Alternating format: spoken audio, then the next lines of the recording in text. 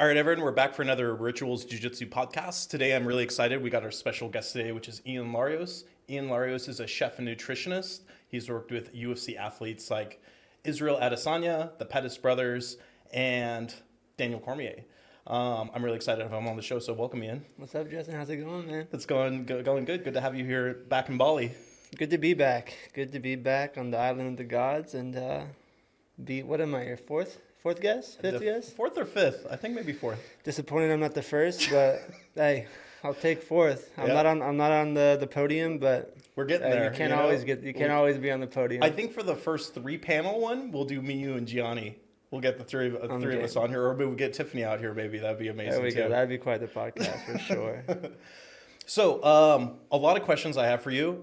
We wanted to start with something that's kind of like a controversial topic, and I'm going to refer to these as like extreme diets. Not an extreme that like they're really out of left field or anything, but I wanted to talk about the carnivore diet and the vegan diet. Okay. And I want to know your perspective on what you think about these diets for combat sport athletes. Gotcha. Yeah, so I mean, obviously, big fad diets kind of get a lot of momentum behind them. Guys like Liver King and stuff like that are big like social media stars, push their product. And again, it's one of those things where these guys kind of have a goal, and it's to push their supplements. Obviously, he's on multiple supplements, whether they're legitimately his brand of supplements or they're like PEDs, whatever they may be. Obviously, he's clean until proven guilty, but I mean, that dude's juiced to the gills. So obviously he's kind of got an agenda to push. But in terms of like, I guess carnivore, it's an elimination diet, right? So I mean, obviously high protein, you're eating nothing but protein and animal fat. So you're cutting out carbs, cutting out sugars, so you'll lose weight. Essentially you'll be more satiated. You're cutting out all processed sugars, so you'll lose weight. So I mean, it's one of those things that obviously if you're in a deficit, you'll lose weight. That's whether you're eating just fish, you're eating a well-balanced diet. If you're in a deficit, you'll lose weight. So at the end of the day, it's one of those things that, is it going to change the world? In terms of health? My opinion, probably not. But it's a good way for people to stay on a structured diet. But in terms of combat sports athlete, if you're training for 5 rounds, your muscles need fuel. Obviously, your body can use protein and animal protein as a fuel source. But in terms of efficiency, carbohydrates are king. If you're training for 5 rounds, and obviously people have done it before where they're just eating protein and meats and be able to push, and win 5-round fights. But at the highest level, as far as I know, there's no one that's, carnivore or vegan. Obviously, the Diaz brothers were doing that for a while. But, I mean, kind of look at Nick's last fight. Physically, he kind of wasn't there, He doesn't look like he used to. And, I mean, obviously, there's probably other factors that go into that. But in terms of being vegetarian, vegan, carnivore, some of these guys make it work for themselves. Obviously, like sports and like triathlon, there's some guys that are super high level that are winning world championships that are vegetarian. But I wouldn't say that it's like the new shift in like what's going to be the highest level performing athlete. A lot of these documentaries that kind of push this, they have an agenda. Just like with anything, a lot of it's business and good marketing behind them, whether you're trying to sell your supplements or whatever it may be. But in terms of like being a high level athlete, I like for all my guys to be, getting good sources of lean protein and fueling with carbohydrates for training. Right. So something you touched on that I thought was interesting. So first of all, for those that don't know, carnivore diet is like you're basically just eating animal products. So you're relying heavily on red meat as what your diet's based around is red meat. You're eating some fish, some pork. You're not eating any carbohydrates outside of that, like no sugars, and like kind of like what Ian was saying, it's an elimination diet. Because of that, the area that they're going to lack in most is with their conditioning. That's because they're not getting the carbohydrates. Is that what you're getting after? Yeah, for the most part. Yeah, I mean, obviously you got like when you're eating like red meat and stuff like that, you'll have fat. But like in terms of like doing like high energy workouts, your body is burning predominantly carbohydrates. So if you're not really getting that, your body will have to adjust and use use that fat and protein as a fuel source if you're not supplying it with, carbohydrates. But with that, obviously adding all those animal fats like with your food, whether it's like beef tallow, stuff like that, duck fat. Fat's a high calorie food, so it's going to keep you satiated. It's the highest calorie macronutrient. So again, it will keep you full longer, but with that obviously comes more calories. So I mean, again, like carbohydrates are kind of demonized in just the nutrition world, but fat also is too, because the word fat, like you think fat, oh, fat makes you fat, right? But a lot of these, like seed oils and stuff like that people are really trying to kind of demonize as well, which rightfully so. I mean, obviously there's some bad oils out there that cause more inflammation than others. But like I said, when you're focusing on kind of eliminating things, if you're cutting out carbohydrates completely, you'll see that shift in guys' energy. But for a regular person that's training 2-3 times a week, it's a great diet. They'll lose weight, and if that's the goal, then I mean, they can follow that. But if performance is a goal in long-term health, there's been nothing proven to see that like the carnivore diet is like that going to give you that long-term overall, like health-wise, and in terms of doing it long-term. It's one of those things, like if you're getting that much animal protein, is that good for you? There's obviously has been too many long-term studies on the effect of like, just eating high fat and high protein, over 10 years. Okay, so something I would like you to touch on a little bit that you just said was understanding the difference between like good fats and bad fats, specifically with like seed oils, because I think right now that's a really hot topic too. Like everyone's really trying to avoid seed oils altogether because they're viewed as unhealthy now. And again, still I think also coming back from that like early 90s, probably like late 80s idea that like fat is just bad for you. Like we don't want to have any fat in our diet, but obviously there's a lot of good healthy fats. So if you're looking for a fat source that you're going to rely on, what do you like to choose? I mean, it depends what kind of dish you're trying to make and what your like flavor profile is, but like stuff like, extra virgin olive oil, high quality, one of like the darker bottle ones, like a heavier bottle, like you want to try to get away from just something that's going to be in like a plastic, because you really don't know how long those are on the shelf for. I tend to think that some of that, like those cheap plastic, like they'll leach some of their, harmful ingredients in them, just because, I mean, if you think of like a plastic bottle and like you leave it out in the sun all day, like it has that sort of taste to it. Right. So I think that, an oil would also pick up that same, those same chemicals that are in the plastic bottle. But in terms of like coconut oil is great source, obviously beef tallow, super high quality fat source, grass-fed butter, stuff like that is a great addition to, just regular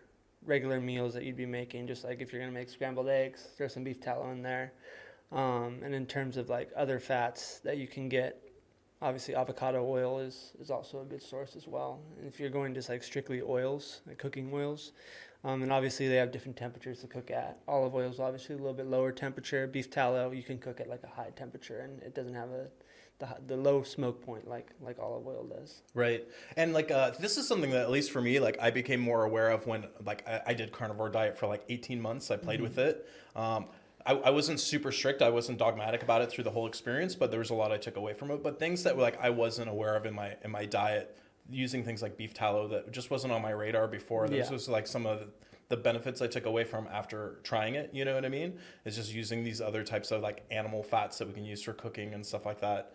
I noticed, at least for myself, a big difference when I stopped using like seed oils and switched over to using just like animal fats as my fat source for cooking and stuff. Yeah.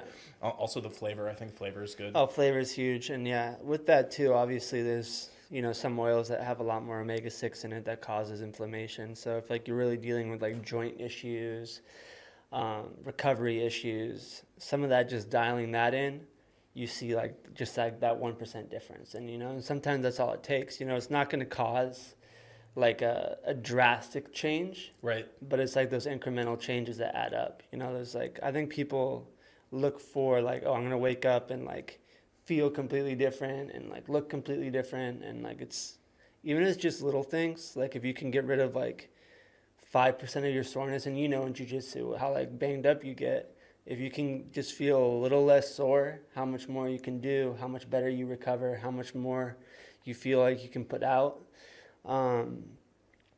It's one of those things where it's like those incremental changes are huge. Right. And like if you could look for any little, little drastic change, not drastic change you can make, but little incremental changes you can make that can like affect you long term. Like I think it's one of those things where it's like slowly making those changes in your diet, where it's like if you add beef tallow, obviously it's not going to be like the game changer in your life. Right. But if you're feeling less sore, long-term effects of that are, could be big. They add up. It's the little things that add up to the big things, right? Yeah. And this is something I've always really liked about Ian too. Like me and Ian have had the pleasure of training together on and off for a long time now. How many years have you been grappling, Ian? Do you know what year you started? A while. No, I honestly don't know what year I started, but like I've been grappling like on and off for a while. So I'd say we're gonna say at least 2012. Right? Yeah. 2012 at least. Yeah, 2012, 2013. So he's been grappling for a long time. He's done some kickboxing fights and stuff. Ian also cuts weight with his athletes. Yeah. So he's experienced all this stuff. So I've always, like, for my own personal development, I always look for people that have experienced what I'm going through. You know what I mean? And Ian's someone that's been in the training room. He understands what he needs to do to refuel, how to operate, because he's in there training also. So it's like, it's one thing just to find a nutritionist that knows the science and has the education behind it, but also a nutritionist that's on top of the experience. Like for me, that's credentialed. He has the credential experience to go through the process with you and understand how you're feeling through that. We talked one of the things you just touched on too was like game changers. Like if there's one thing that sticks out for someone, like let's say I'm an athlete struggling. We'll talk about both sides actually. Let's say I'm an athlete struggling to keep my weight down. If there's one piece of advice you'd give them, what is the first thing they should start doing to get their weight in check? If they're struggling to keep their weight down? Yes. I say you have to have a game plan. If obviously you're struggling to keep your weight down, you're not structured enough to be on a regimen and schedule in terms of your diet. So like if you're struggling with weight, there's something that's going on outside of like your training that's affecting that. You're not just going to struggle to lose weight unless you're in a surplus. So it's like that relationship with food could be one thing. Your relationship with training outside of training camp could be one thing. Like if you only jump into training camp during a training camp, then that's an issue. Like if you're not training year round, obviously it depends if you're a full-time athlete or not. Right. Some of these guys that are professional fighters, they start training 9 weeks out before a fight, but they took 6 weeks off before that. Right. And they weren't training at all. So obviously with that, they're going to come in a lot heavier, and the camp's going to be based around losing weight. Right.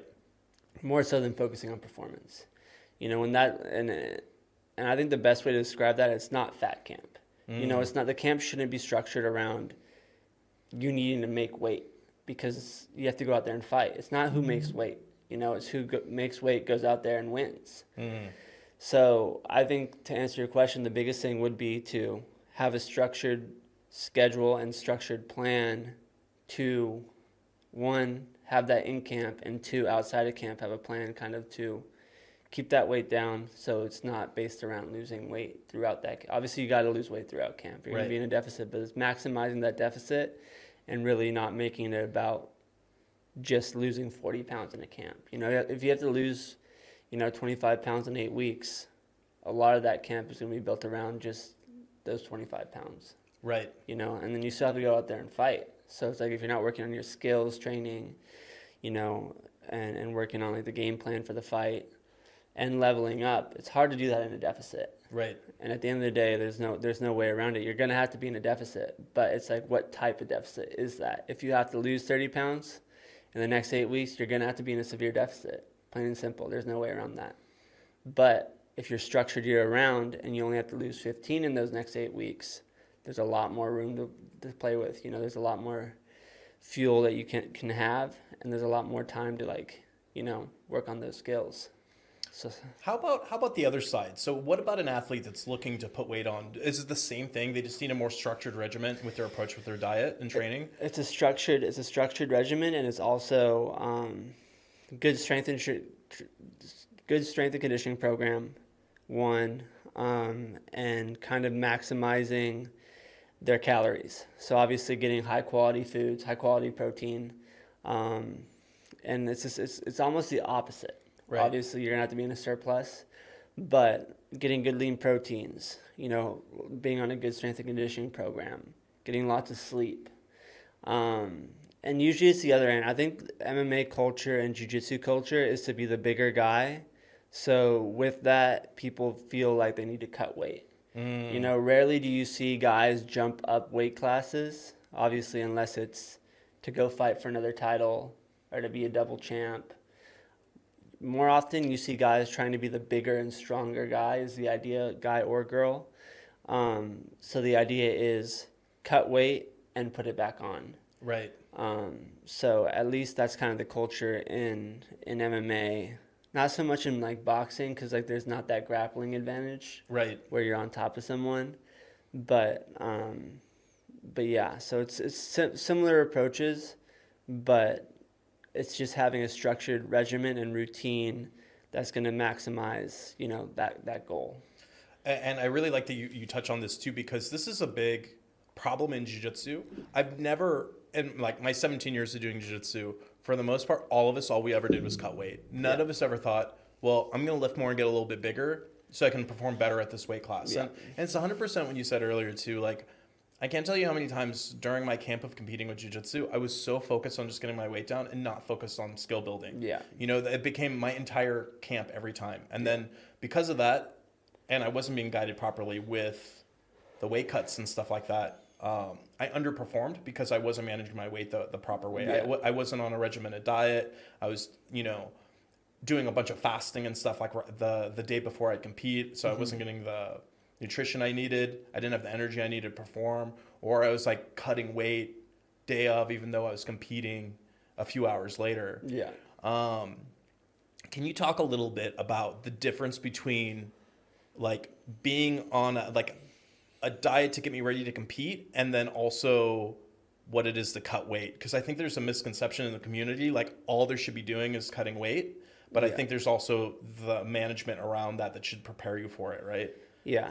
So you mean like same day weigh-in, or just the difference between like cutting weight and just the separate the two? Because I think there's a misunderstanding in the community. They think it's like one and the same. Yeah. You know what I mean? But like kind of like preparation that goes into what you do before you would do a weight cut. Like, actually, first of all, just talk about what cutting weight is, because I don't think people really understand what that is. Okay. So cutting weight, I mean, it depends what you think. Like, my opinion of cutting weight is different than like someone that doesn't know what cutting weight is, or just some random person. Yeah. It's a random person on the street. You got to explain what cutting weight is. So cutting weight, in my opinion, is that fight week. So you're cutting water weight. Yes. So that's literally structured around what should have been done those prior 6-8 weeks led up to the weight cut. Right. The weight cut, the last bit of the weight cut is just about water. Right. So their person should be primed and ready to just cut water weight. Right. Fight week isn't about losing weight in terms of like body fat or muscle. It's about losing water as efficiently as possible. Right. Because the work's been put in. If you show up to fight week thinking you're going to need to lose fat, and you think you're going to run it off on the treadmill, you need to burn 3,200 plus calories to burn a pound of fat. So you're not going to do that on the treadmill. Right. You're not going to do that in a sauna. So it's just about losing water. So like, let's say a guy shows up, he's 147 pounds and he's going to weigh in at 136 pounds. That weight loss from Tuesday to Friday morning is just water, and obviously like sodium, but that's attached to water, and then muscle glycogen as well, which is also attached to water. So essentially everything is just about water and water manipulation. So that's what fight week weight cut is. But the prep before that, where you're in a calorie deficit and you are losing body fat and you are losing muscle mass, that work is done prior. That work is done 6 to 8 weeks before, if you're doing it right. Guys that show up to lose 30 pounds of water, obviously our bodies are made of mostly water, but there's been studies that show that just 3% dehydration equates to 30% decrease in performance. Wow. So if you're just slightly dehydrated, it impairs you, obviously, physically, from a cognitive standpoint, reaction time, everything just drops drastically, just if you're slightly dehydrated. So if you lose 20 pounds, how much is that going to affect you as a performer? And it's not like you got to go out there and play patty cake. You know, you're going out there and you're fighting the highest level guys in the world.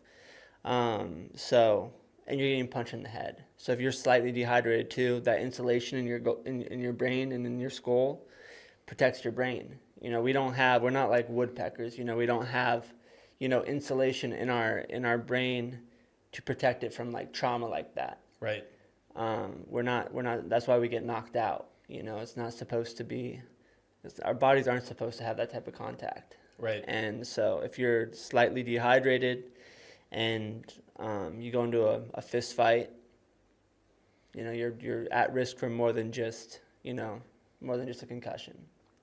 So what do you think then about so one of the biggest difference with weighing in from jiu-jitsu and wrestling and MMA is they get this day of rehydration in between. Yeah. So what do you recommend for athletes to do same day weigh-in? Because like jiu-jitsu, typically you weigh in, you're on the scale weighing in, and then you walk to the mat and you go to compete. You might be like another athlete or two ahead of you. So there's no real time to rehydrate. You're going to have like a sip of water, half a bottle of water or something like that before you go out and compete. Yeah. What do you recommend for those athletes to do that are slightly over? I mean, I'd say don't cut more than 1% of your total body weight, max. Because, at the end of the day, you don't have time to rehydrate, let alone fuel. So if you're going there and you're cutting 7-8 pounds and having to go out there and compete, you're putting yourself at a huge disadvantage. So either go up a weight class or, you should not be cutting weight day of more than 1% of your body weight. Because it's not worth it. Obviously, some guys you make it work and do really well. But again, you're making it about the weight cut, right? You're not making it about going out there and you're relying on being the bigger guy. And especially in jiu-jitsu, a lot of these guys are so technical. And if jiu-jitsu is based off technique and you make it too much about being the bigger guy, it kind of defeats the roots of it. Right. So I always tell guys that try to cut weight like MMA fighters for jiu-jitsu. 1, it's not MMA, and 2, time is against you. Because if you have to weigh in 20 minutes after you step on the scale and you just got out of the sauna and you cut 7 pounds, how do you expect yourself to be able to perform? How do you expect yourself to be able to recover? And you have to do it more than once most of the time. Yeah, it's a tournament. So especially like higher levels, sometimes you have 4, 5, 6 matches. It could be even more sometimes. So it's like you're on E. Yeah. You gotta think if you're a car, you're on E, and you're driving that car as fast as you can in the middle of a desert. Right. Where are you gonna go with that? Right. So it's like you might win one, but eventually that gas is gonna run out, and you're either gonna lose to someone that's not as good as you, or so you're just gonna get smushed by someone that's better than you and did the work, and properly prepared. So you could be getting beat up by a smaller guy, technically that's like smaller than you, but he's got his tank on full. So at the end of the day, a lot of the MMA culture is kind of shifting jiu-jitsu in terms of cutting weight. And I mean, it all starts with wrestling as well. All these wrestlers, you see them, they put on their sauna suits, they go in the sauna. I mean, you see little kids doing it. Right. Little boys that are growing, little boys and girls. That are still developing, they're still growing. And, for one of them that's, 80 pounds to lose 3 pounds. Yeah. That's a significant amount of their overall body weight. Right. So it's not the same, but that culture, creates a lot of deeper issues like eating disorders, stuff like that. And it all starts with just trying to be the bigger guy, but at what cost? Yeah, you're sacrificing something to get there. With anything. Yeah. But it's one of those things where it's like that sacrifice doesn't necessarily need to be made if you do the work before, you weight manage prior, and you go to a weight class where you're not really losing a bunch of weight, but obviously you're losing some. But I mean, obviously everyone needs to lose a little bit depending on what weight class you're in, unless you jump up a weight class. but it doesn't necessarily need. I mean, coaches will tell you, "Oh, I want you to grapple at this," and have no prior knowledge to their body type. Not do any tests on how much muscle mass they carry. They'll just look at them and be like, "Oh, you look like a 35er," Yeah. and just literally have no power to tell them what weight class they're in. But someone will be like, "Okay, coach, sure." Yeah, I'm whatever a you say, 35er." right? And little do they know they're 170 and 7% body fat. Right. So okay, so you want this guy to lose all this muscle and then go out there and fight And underperform. and risk more than just their record. So it's like guys are going out there and putting their lives on the line. Obviously more so in MMA, but it's like there's a lot of people that don't have the credentials to be telling other athletes what weight class to be in. Kind of like sticking to your specialty, right? Like I'm a jiu-jitsu coach, Yeah. so I'm going to coach you on your jiu-jitsu. I'm never going to give you boxing advice. Yeah. So same thing. It's like if you need help in anything and you've hired a coach for it, find the coach that specializes in that. Like if I need nutrition advice, I'm not going to go ask another jiu-jitsu coach. I'm going to ask a nutritionist, So finding that specialist coach to kind of guide you through that actually knows what they're talking about, And that's the thing with nutrition. It's like everyone obviously has opinions to like go back on, the carnivore or vegan diets. It's easy to be influenced by, influencers, and especially with this age of social media, you don't know really what these guys are doing. They could push a diet and, you open up their cabinet and these guys are juiced to the gills. These guys are on all types of supplements and like say they're doing one thing and be doing another thing. So you got to be really careful with what you believe in terms of nutrition and what you believe in terms of what these guys are selling, because at the end of the day, you are the best person to know what if something's working. If a vegan diet works for you and you feel like you're performing well, great. Stick to that. If it's carnivore and you feel great and you're sleeping good and you're recovering well, phenomenal. Like stick to that. But not every diet is for someone. It's not a cookie cutter way of just approaching how people feel on a vegan or pescatarian diet. It doesn't work like that. But I feel like in today's social media world, people are really trying to push. Like there's like these videos going around of like, oh, what I eat in a day. And damn well a lot of these people don't eat like that every day. Right. They're eating 1,600 calories on that day, and they make it look like this, like, oh, like this is what I do every day. But like in all reality, like they do that just for the video or just to like push their supplements or whatever it is they're doing. But yeah, there's a lot of just like, I think especially now, just in general, we trust media influence like less than we ever have in the past, and there's so much information from both sides that is like either untested or twisted. It's really hard to believe what's real. So like I kind of like what you said about you got to test it for yourself to see what your body responds best to, and then you get kind of like a really clear understanding of what's going on. So like, how much do you think the guys that we're talking about, like on steroids, trying to sell a diet, how much do you think the steroids just 100% fuel that lifestyle, or do you think diet also plays a role? I mean, it's probably a little bit of both. I mean, they're performance enhancers, right? So that's what they're going to do. They're going to enhance your performance. So whatever it is you're on, I mean, I know guys that are in severe calorie deficits that are on all sorts of PEDs and could go. And they don't really have a fuel source, and obviously they're on, a bunch of stimulants as well. So, I mean, that will obviously, push them, but that tank's still on E, but they're able to, they're supplementing. So it's like, it gives you like almost a fake fuel source, but at the end of the day, it's one of those things where it's like these people take what they look like and they buy into it. And it's like they don't know the full story, the long-term effects of like how this guy's going to look or how she's going to look. And I mean, with lighting and everything, it's a slippery slope if you're trying to like buy into like what these, influencers are doing. And it's a strange time because, the last thing I ever want to be is an influencer. And I saw an article come out the other day of, they were asking young kids what they want to be when they grow up, and some staggering amount of them said influencers. Oh, wow. And it's like, what is an influencer? Like, what does that even mean? Right?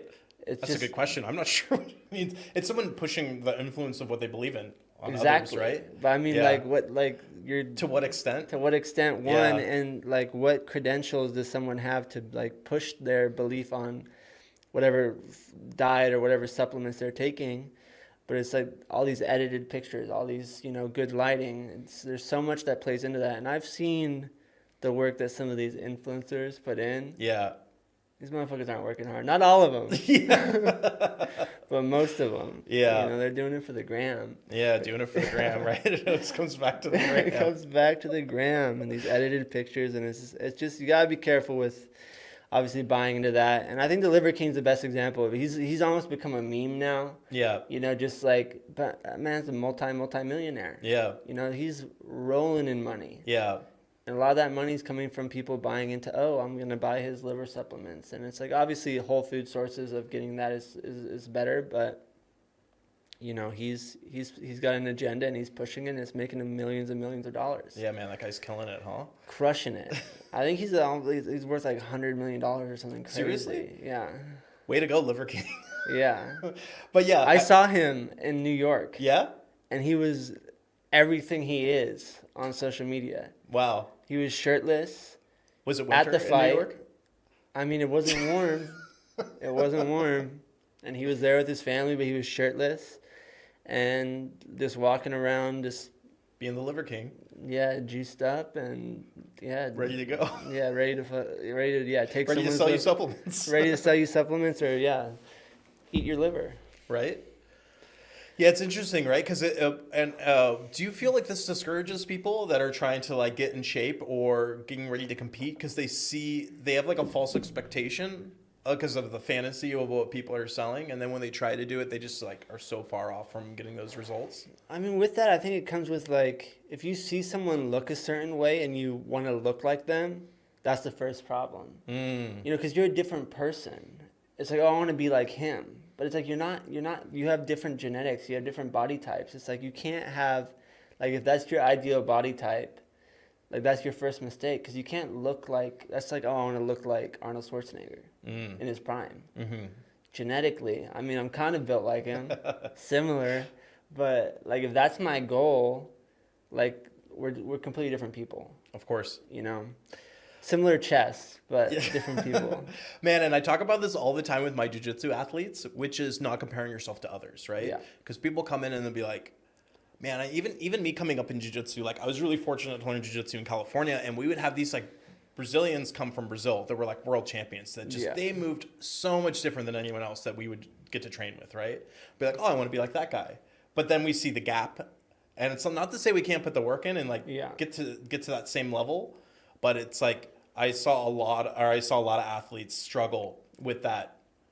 Not like I'll never be like that, you know? Yeah. Or even like where I struggled a lot was purple. At purple, I switched academies and I was in a room with a lot of other purple belts that were really talented. Yeah. So some days I was the hammer, some days I was the nail, right? So I'd come in sometimes and they would smoke me. And then I'd go home and I'd like really beat myself up about it. You know, it was like all my self-worth was how good I was in the training room that day. Yeah. You know, so I think a lot of people get caught up in that. And then I could see that being so true. I've never actually thought about that comparison with diet and like, because I could see, much like jiu-jitsu, like I've always looked to other athletes' games for improvement, you know, like how can I move more like this guy? How can I have his skills because he's so successful as a champion, right? We study the champions in the sport to get better. Yeah. But I could see people doing that also for self-improvement and like idolizing someone with their physique or whatever it is. Yeah. And then being like, well, now I want to be like that guy. And then they're so caught up in the comparison that they discourages them or they never get there, you know? Yeah. Yeah, because, I mean, it's tough. At the end of the day, it's like if that's your narrative, like you want to be that person, like you're just going to fall short because you're not that person. And it's like if you want to be the best version of yourself, that's one thing. Or like look to them as inspiration in some type of way, that's another thing. But like if that's your end all be all and like I want to look like them, like two completely different humans, two completely different genetics, you know, it's like it's one of those things where it's like I see a lot of people like idolize these guys, and it's like just try, you know, put the work in, and have. I mean, it's good to have goals, but make them within what you can do. You know, not what he did, because again, like you said with jiu-jitsu, a lot of these guys, like those Brazilian dudes, a lot of them come from nothing, and you know, they have no choice but to try to make it through this. So it's like they have that slight advantage. Well, it's not really an advantage, but that mental edge of having to like fight from before they started jiu-jitsu, having their backs up against the wall. And the fact that they came to the States for jiu-jitsu, you know, they have something to prove as well. You know, they're representing their sport, you know, and they have that mental edge. And so it's like, if you have that comparison of like, oh, I want to be like this person. Obviously, if they're hard workers, like, I want to work as hard as him. That's something obtainable. Like their workload, like, oh, I see how hard they're working. I want to work that hard. That's possible. But in terms of like physically looking like them and like doing what they do, in terms of like their overall skill or how fast they learn, you know, we're not all able to kind of just be that kind of, you know, carbon copy of that.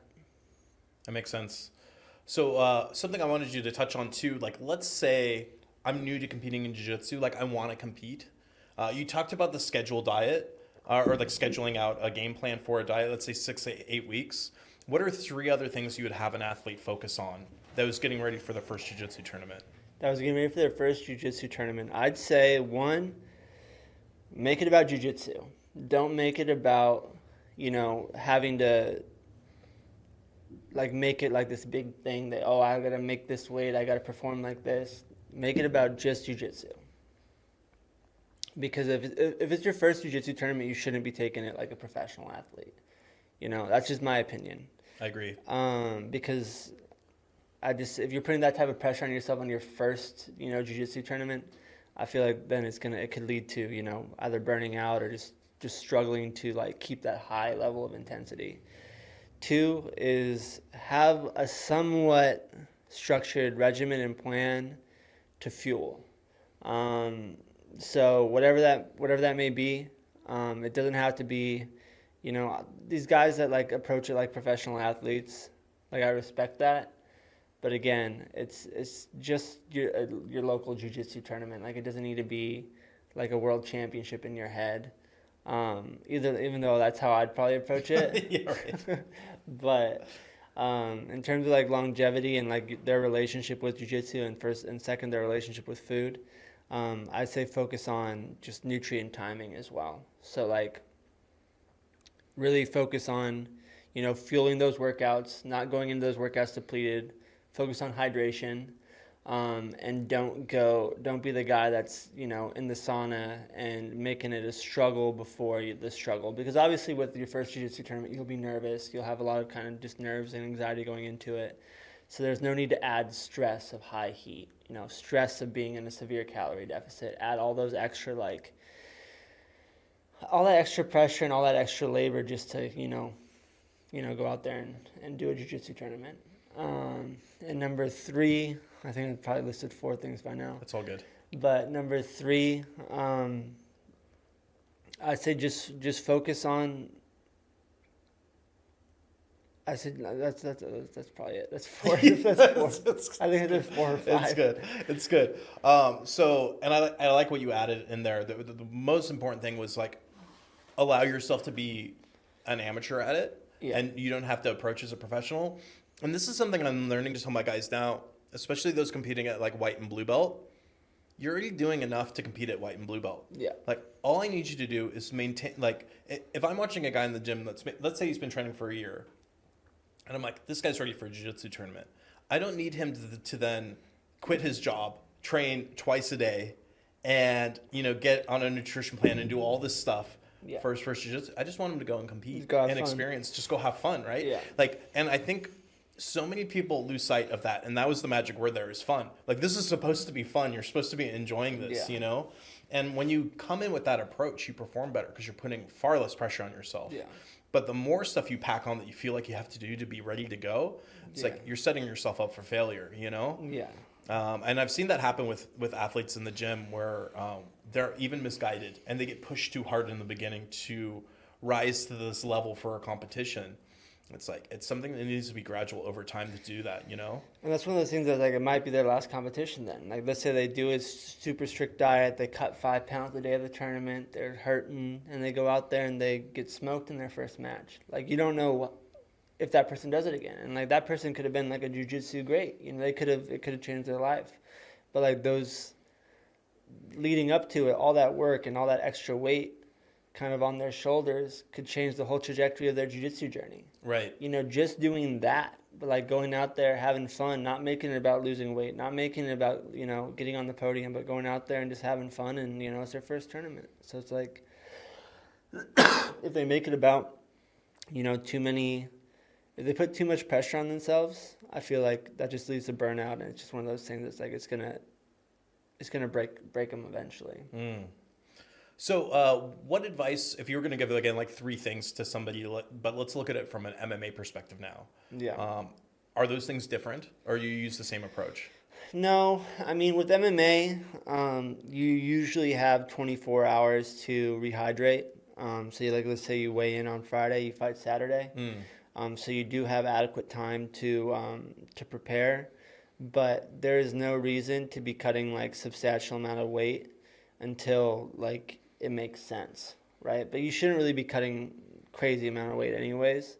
But I always tell guys like early in their careers, you know, it's hard. These guys aren't making much money, so it's hard for them to, you know, hire coaches to help them, you know, with their diets. And 2, it's hard for them to, you know, maintain that because they all have most of the times you have to have a full-time job. You have to have a regular life outside of MMA, because these guys aren't making any money until they get to the UFC. And even then, some of these guys have full-time jobs and they're fighting in the UFC, which is crazy and a whole nother issue. But I'd say focus on your relationship with food, one, because if you cut weight from the age of, you know, let's say you start cutting weight when you're in the 8th grade.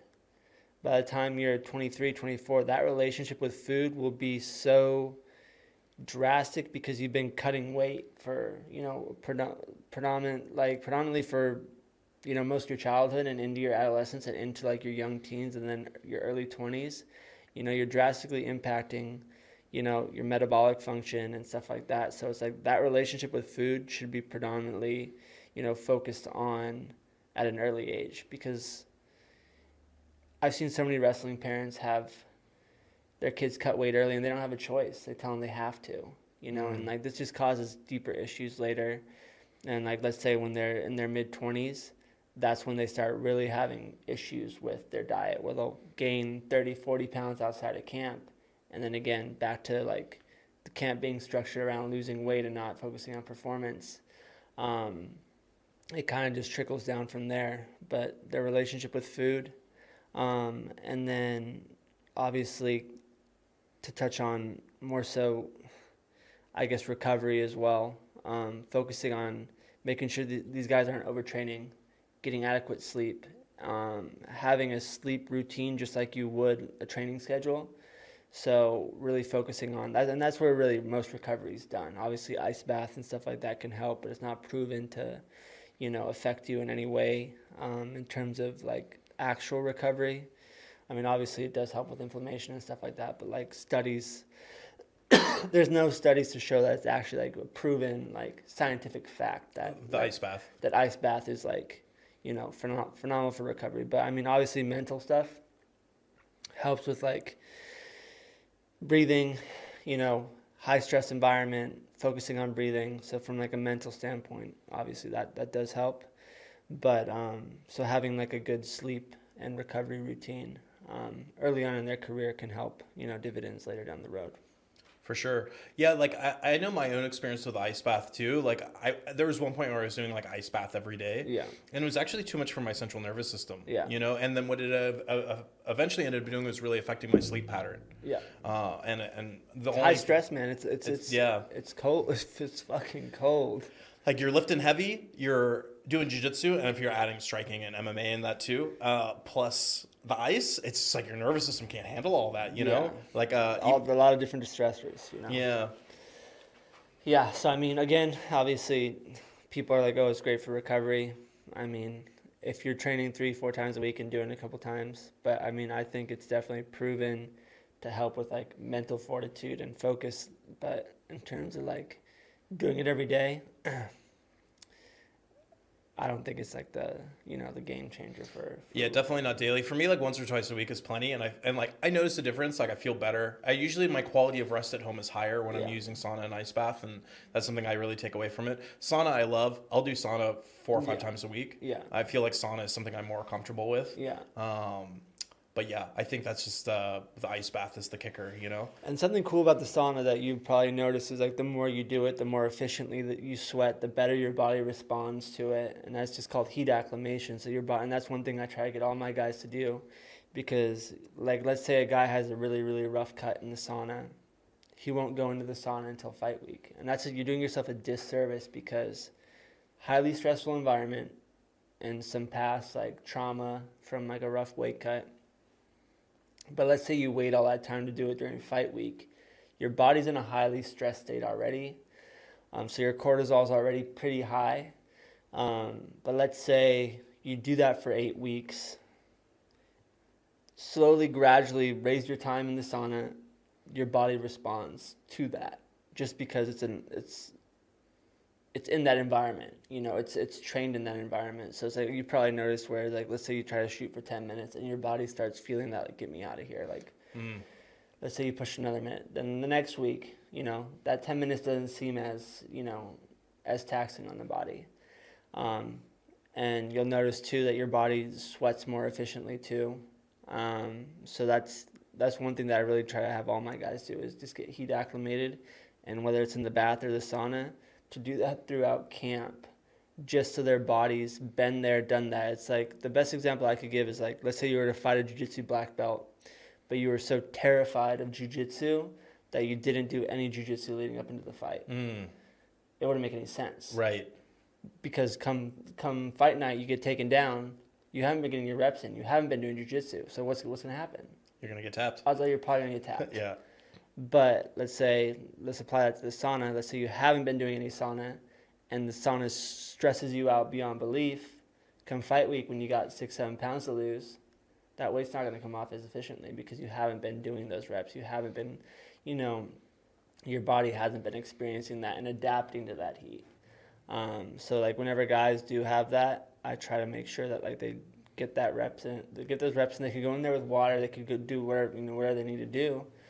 But it's not something to avoid, and your body does respond a lot better to it. So that's probably the fourth point that I'd add. If you do have to cut weight, focus on heat acclimation. There's a bunch of studies that show that your body responds so much better to be doing it consistently. And then making sure you rehydrate afterwards, because you're sweating a significant amount in there as well. And it's really interesting to talk about building that positive relationship with the sauna too. I think that's like, again, something I never would have thought of, but it's the relationships you form with these activities. Like I had an athlete that really hated strength training, and I'm like, you can't say that. You got to say like, I get to do this. It's like, this is my opportunity. I get to go in here and do strength every day. I love how hard this is. I hate doing this exercise. You know what I mean? Yeah. And getting that perspective shift and like going in with the right mentality into whatever the activity is makes such a difference. And the other thing you were touching on I really like too is building that like long-term relationship with food and your diet and stuff, and like how you approach that, because I think that's also, maybe everyone looks very short-term when it comes to competing, right? Yeah. They're like, I'm going to do this for 8 weeks. Or I'm going to do like, and then I'm going to do this 1 week weight cut. But what you're talking about is like getting used to doing it for like, it's just being part of your life, Yeah. And I think the biggest thing that I worry about, and I've talked about before, is like how many greats were unknown because of like one slip up with that, like let's say like there was a phenomenal wrestler, and like the reason that he didn't continue competing was because they hated cutting weight. And, it ended up leading to some sort of eating disorder, and like they just got away from the sport. Completely avoidable. It wasn't a skill set thing. And if it comes down to just a food thing, like that breaks my heart, because one of those things where it's like, that's completely avoidable, and that was a taught thing. Right. So that's interesting, actually, because I remember, just so you talking about this, I remember hearing something similar with Daniel Cormier, right? Didn't he stop doing weight cuts at one point? He did. Well, he almost, so he was at the Olympics and got sent to the hospital because of a bad weight cut, and missed his shot at competing a few times because of some rough weight cuts. And again, I mean, I've talked to DC about this. Is it started when he was a little boy. Like just having to cut weight, and I mean he's from Louisiana, so he's from they love their fried chicken and their their gumbo and stuff out there, and that stuff sticks to your bones. It's high calorie, Right. And that started at a young age, and so he's always kind of dealt with weight issues, and people always give him slack for it, but it's one of those things where like once he went up to heavyweight, like it wasn't about none of the camp was about losing weight. When he was at 205, he needed 12 weeks to make that weight or more, because he's a big 205er. But when he was at heavyweight, it was literally just about performance and getting to the fight. Getting to the fight healthy and nothing else, and performing. And when camp's about that, it's fun. It's a whole different energy, because you don't have to make this number on the scale. You can literally just focus on sleep, training, recovery for 12 weeks straight. Right. Which any high-level athlete like NBA, NFL, that's what it's about. That's all those guys care about. Right. Is just performing, recovering, and doing that throughout their whole season. It's so true, too, tying back to kind of what we've talked about today is like Daniel Cormier was often the smaller fighter, too, at heavyweight. Yeah. But he'd be skying guys. You'd be like picking them up over there and dumping them on their head, like it was nothing. No, and those some of the best performances we saw from DC was when he was at heavyweight, So yeah, and that cut was, I mean, when he went to 205, he'd cut a lot of weight, but that's, they dangle that carrot in front of these guys, and obviously it's not a carrot with DC, but they give him cash. Yeah. They did big money opportunities to go down. I mean, he'd be weighing in at 230, but he has to weigh in at 205 for a championship fight at light heavyweight. So, losing another 20 plus pounds, but getting big money fights, the John Jones fight, and then he also, another reason he did that weight class was because Cain was in that division. Yeah, that's Cain right. Velasquez was the heavyweight champion, and he had no interest in fighting Cain. So he made the decision to go down to 205, because there's obviously big fights there. And he really was a 205er. It was just more so his weight management outside of camp. But again, years and years of having to cut weight as a college athlete and a high school athlete and as an Olympian, kind of made that rough for him just in terms of his relationship with food and having to, keep his weight lower throughout outside of camp, which he wasn't able to do great, but he did. Technically he never missed weight. Had some close calls, but definitely wasn't easy. Man, I mean, I'm sure the grind is part of the reason he's a champ, right? Like he's the man because he was able to persevere through all those like really trying times. Yeah. Did you ever have any like really like standout moments working with these like really top level athletes that have like shifted you like your own like shifted you as a nutritionist as well, that kind of helped you like step up your game and like change your perspective? I think being around guys that are just special, like there's these guys that have this aura to them where you could tell that they're going to be something special. Because I remember I met Izzy in Thailand randomly on PP Island. I saw his buddy saw me training in class, and like we saw each other out. And we were like fighting at like the reggae bar or whatever it is on PP Island, where like you fight for all you can drink alcohol.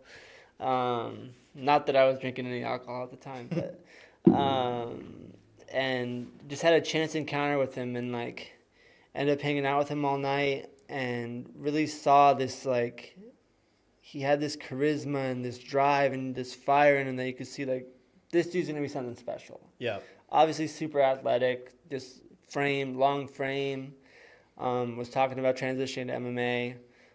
He was fighting for Glory at the time, still had no MMA fights, and we kind of linked up there. And just seeing his progression as a fighter transitioning from kickboxing to MMA, he just had this vibe to him where like this dude's gonna be something special. Like his belief in himself, 1, 2, his work, And 3, obviously, his frame and all that was just huge advantages. But like I've seen it a few times. I've seen it with Sergio Pettis.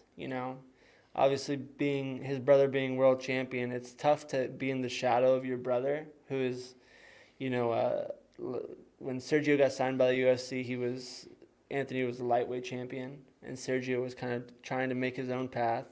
But obviously everyone's going to compare you to your brother. Your older brother world champion.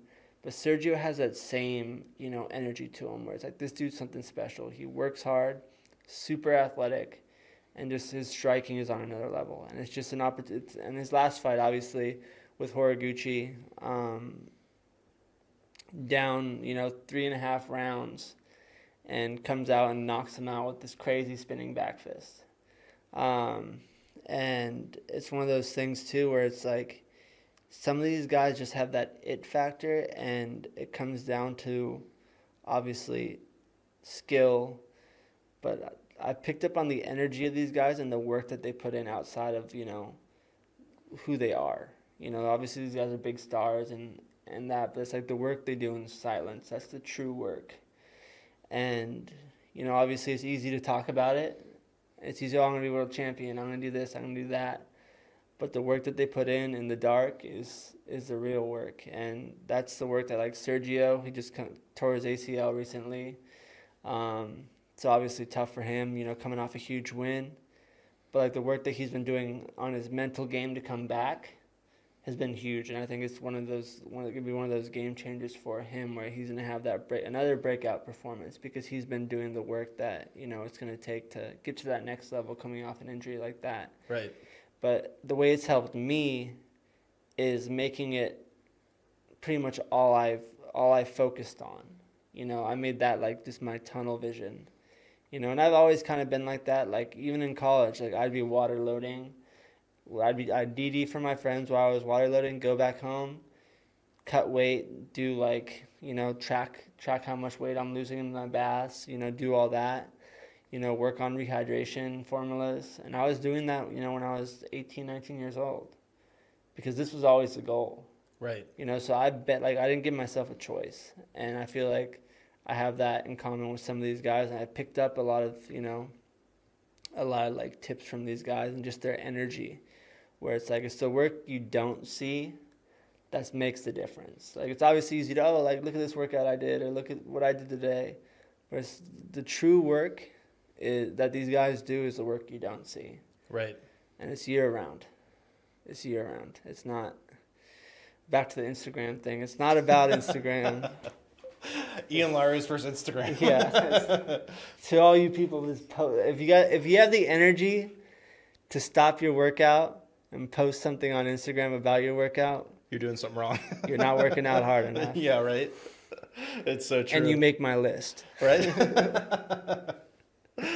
Oh, that's awesome. Yeah, it's cool to see like you talking about the effect that these guys have had on you, and like how it's helped you grow as a person. And too, it's kind of like, again, a lot of people also do get caught up, and it's like maybe just what you see in the gym or what you see when you watch them compete. But again, it's like all the little things that kind of put everything together that help these guys perform to the highest level. I mean, you'd be a great example of that. Like, you see a lot of fighters that maybe they really do a lot of research, finding like a good striking coach, a good wrestling coach, good jiu-jitsu coach. They have all these things, but then they don't focus on nutrition, or they don't focus on strength and conditioning. They don't get a mindset coach. They don't get the team together, I think that's like another thing that's kind of misunderstood about like what it is to build a great athlete too. It's a team. It takes a team to do that. Yeah. It's not just one coach. Like you definitely need a head coach that kind of oversees everything and helps bring things together. But a good head coach brings another specialist to help in those other areas, so we can get this athlete to perform to their best ability. What kind of other coaches have you seen these guys bring in to kind of help them hit those higher levels? I mean, bro, it definitely takes a village. It takes a village to build a champion. And, having good strength and conditioning coaches, even good management, guys that like make it easy for these athletes not to worry about the financial side of things, handling, all, media stuff, scheduling, where like these athletes don't, obviously it gets to a certain level where like obviously some like amateur guys don't have to worry about that, but in terms of like the highest level, these guys have all their bases covered. You know, they have breathwork guys. You know, Sergio was working with my buddy Brett, who's a phenomenal breath coach, and he brought him in 3 weeks before, and his breath hold underwater went from like 30 seconds to like 2.5 minutes in wow. 3 weeks, which was crazy. And he had the goal of 3 minutes to do 3 minutes. Next camp, he wanted to do 3 minutes, which is a serious breath hold. Yeah. Especially underwater. And so stuff like that. Then having good physio, like having everything, having all their bases covered, is one thing, but like also bringing them with them, where it's like these guys travel with, you know, their whole teams. You know, I think that's one thing boxing does really well. These guys create good teams around them. I think MMA kind of learned that from boxing. Obviously, boxing has always made big money, and you have to have big money to build big teams, but like it comes back, right? Like you invest in yourself, and these guys that like kind of like want to cut corners and rely on kind of just talent and a little bit of luck, like eventually it catches up with you. Like if you put money into your training camps and put yourself in the best position to win, you're stacking the chips in your favor. You know, everything you can do, because obviously at the end of the day, you had the best team in the world behind you, had the best training camp in the world, go in there and get sparked in 10 seconds. But, you know, that's the nature of the game. But you're putting yourself in the best position not to have that happen. Yes. So, I mean, I've just seen guys create phenomenal camps around them, but at the end of the day, it does take a village to build a champion. And like, even like at DC's final fight dinner, there was like 40 something people there that have been involved with, you know, his whole career, and getting to see like, you know, his high school wrestling coaches, his college wrestling coaches. It all starts somewhere, you know, and getting to like mold him into like being a world champion, a multiple time world champion, and a double champ. You know, those things. They start at the ground level, and getting to see like it kind of grow into, you know, these guys becoming superstars is one of my favorite things about what I do. And just getting to pick up little, like I've got to be able to fly on the wall, you know, multiple times in like all these crazy scenarios, and just getting like little like tidbits from all these high level performance and being able to apply it to, you know, to my life and make me who I am is something that kind of helped me through, you know, like doing that run and doing stuff that, you know, challenged me outside of doing nutrition for these guys. I've got to be the guy that spends almost the most time with them outside of any coach, you know, because I live with them. I sleep at their house, you know, I spend time with their families, you know, so it's like all the other coaches go home. I drive back home, you know, make dinner, you know, we hang out. And so like getting to see who they are outside of camp as well is something that, you know, I really get to pick up on and like kind of apply to my life, because these guys are some of the best guys in the world, you know, at what they do. So it's like it'd be silly of me not to, you know, try to like pick up everything and like just be a sponge in those environments. Yeah, I guess it's like something. I mean, that's something too. It's important to know about Ian too. Is like not only is he planning all their nutrition, he's also a chef. So he's in there with them, breakfast, lunch, and dinner, snacks, everything. You know, at training practice with them, making sure they're staying hydrated, all this stuff. Ian's involvement with his athletes is it's immersion. He's immersed with these athletes, you know. So it's like it's a very unique look that he brings in from the time he spent with these people, and I think that's again like part of the benefit of your job is you get to take away a lot from spending time with these people. You know, I think it's amazing. You know. Yeah, it's been, and that's the thing. I've always loved food, so it's like it's very rare that like you can combine like all your passions together. Because one, I love travel. You know, and the cool thing about the UFC, it goes all over the world. I love training. You know, I get to train with these guys, which is crazy. You know, I got to grapple with DC. I got to grapple with Habib. Like, I got to do all these crazy things that, like, you know, you can't put a price tag on that. Right. Food and nutrition, you know, cooking. I get to combine, like, all my passions together. Huge UFC fan, too. So that's, like, 5 of my passions all combined into, like, one super job. Right. So it's just obviously things when I travel and I'm on the road and, you know, things get stressful, I constantly try to remind myself that, like, I was a kid waiting in line at the UFC Fan Expo, you know, to meet Daniel Cormier. And I told him, there's a cool picture I put on Instagram. It's like me in DC and it was like literally me as a fan at the Fan Expo, like with DC. I was like, I know the one. and then it was like 6-7 years later after he knocked out Stipe Miocic for the heavyweight title, and I was in his camp for 10 weeks. It's just a crazy transformation just from like outside perspective. Like I was waiting in line to take pictures with these guys, and like that was always the goal, but like then like seeing it like kind of manifest itself into reality, and being there and seeing him become double champion, it made it extra special, because like this has been the dream ever since I could remember. So having it like come to fruition was something special. So I constantly remind myself we've come a long way, and obviously there's a lot more work to do, but it's been a crazy journey, and it's easy to forget sometimes. Like I'm still that kid that was waiting in line at like the Fan Expo to take pictures with these guys, and now I get to travel all over the world and call them my friends, and see them win world titles, be there for them when they lose them. It's all fun. It's all fun when guys win, but everyone wants to be at the world champions after party. Right. But like the true friends are there at the when they lose too. For sure. Like, I've been part of both those. Yeah. And they're very real moments. They're moments that obviously it's more fun and cool to be at the after party for a world title win, but you see who these guys truly are at those those world title losses, where everyone's down, everyone feels it, and dust ourselves off and come back and try it again. Yeah, man, it's just part of the martial arts journey, right? It'll break your heart, man. There's been more times than not where it's broken my heart. It will break your heart more. And the best example I could give, like Frankie Edgar's last fight.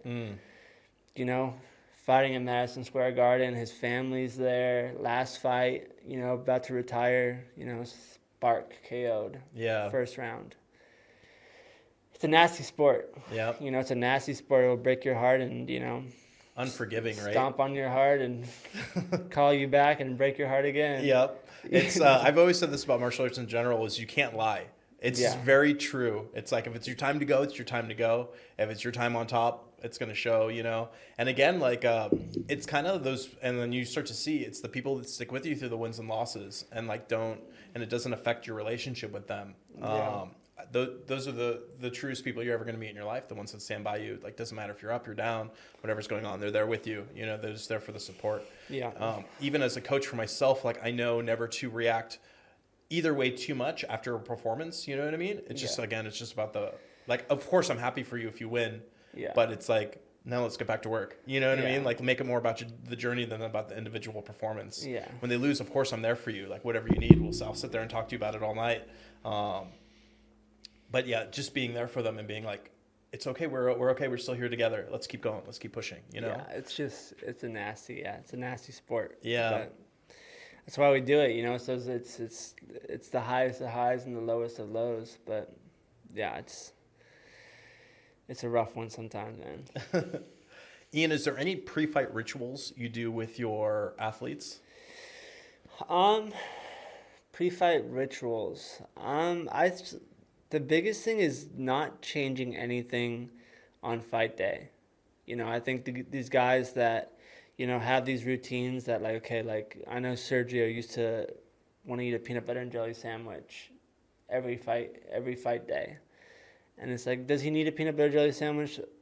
Ideally, fat's not the best source of, fuel right now before a fight.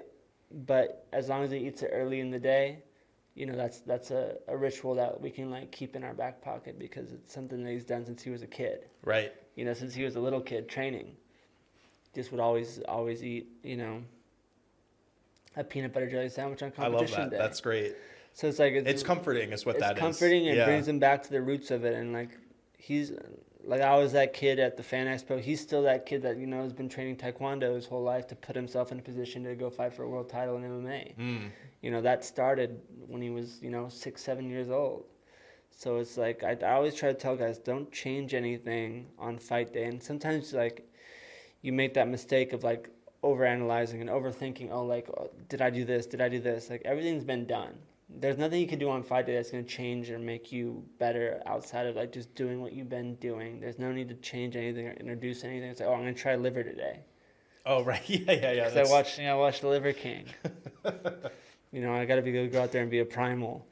Right. You know, and, you know, so, yeah, no need to change anything outside of, like, what you've been doing. And so if you do have those rituals where, like, I wake up, you know, I take a shower, foam roll, do that. Yeah. You know, no need to change that. If that's your daily, you know, your daily ritual, then stick to that. But I definitely say stick to what you've been doing, and there's no need to change anything just because the fight week nerves and like you get in your own head or fight day nerves, you know, just because I've made that mistake before where it's like, oh, did I do this? I'll do double this because I didn't. Like, if you usually have a double espresso before sparring, don't have a triple espresso before fight day. Right, of course. You know, yeah. It's just one of those things where it's like, no need to change that. Yeah, don't switch it up. It's a dangerous game to play. Yeah, that's awesome. Ian, how do people get in touch with you if they want to get in touch with you? My Instagram is Chef Larios, Larios. Hopefully, people know how to spell chef. And yeah, so I'm trying to get better at social media. I'm not great at it. Most of it's been about my running I've been doing recently, and yeah, I'm trying to be better at posting some knowledge and stuff like that. But yeah, I'm not great at social media, but I'm trying to shift towards not being an influencer, but what's on the line of an influencer? Yeah, I'm just trying to influence some people. Right. Influencing people into having better weight cuts. There you go. But yeah, Chef Larios on Instagram, and I just came out with a YouTube channel too. Oh, what's your YouTube channel? I think it's Chef Larios. Oh, I should know exactly what it is, but I couldn't tell you exactly If what they it is. can't find it on YouTube, they'll go to your Instagram, and then you'll link it there, right? Yeah, well, that might be a little much for me. Are we getting on the line of influencer if we do that? I think so. This is a dangerous game. I'll just put influencer on my Instagram bio. I think that's it's time. Delete everything and just be an influencer. I'm ready. But yeah, I just posted my first video on YouTube. Well, second video actually, of that run I did. Your ultra marathon. The ultra marathon, yeah. Chef Larios, ultra marathon runner. Yeah. That's cool. It's a good video. I think people should definitely check it out. Yeah, it was a rough one. We'll link it in the description. Yeah, you could see me on the struggle bus. I was driving the struggle bus and a passenger, if that's possible. The struggle bus through Bali on foot. Broken foot, 1 foot. Yes, it's a pretty awesome story, actually. We'll definitely link that so people can hear about your journey. For sure. All right, Ian, well, thanks for coming on. Thank you. We'll do this again soon. We'll do our first ever 3-panel Did they have 3 microphones podcast. Here? I think so. Did they one like come off this way? Or someone sits in I the think middle? we'll do a different setup. We'll go back to Gianni the can couch. sit on my lap. Whoa. I think that could happen. Yeah, he's a little guy. He can sit on my lap. Shout out to Gianni Suba. Woo woo.